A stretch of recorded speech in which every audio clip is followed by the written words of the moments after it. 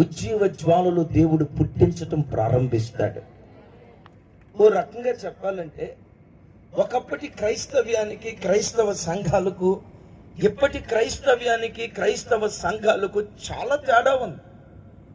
ఆదివారపు ఆరాధనలకు విస్తారంగా ప్రజలు వస్తారు, కానీ ఉపవాస ప్రార్థనలకు వచ్చే ప్రజలు చాలా కరువైపోయారు, తక్కువైపోయారు.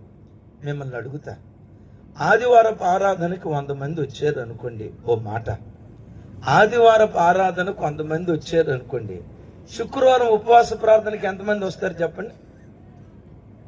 అదిగో మా అయ్యగారు చెప్తున్నారు 10 మంది అని. అంటే అందులో దశం భాగం. ఆదివారపు ఆరాధనకు 100 మంది వచ్చారంట ఉపవాస ప్రార్థనకి. ఈ ఉపవాస ప్రార్థనకు వచ్చే 10 మంది కూడా ఎవరో చెప్పమంటారా? గోడ కానుకొని నిద్రపోయి ముసలి బ్యాచే వస్తుంది. మీరు ఎక్కడైనా చూడండి.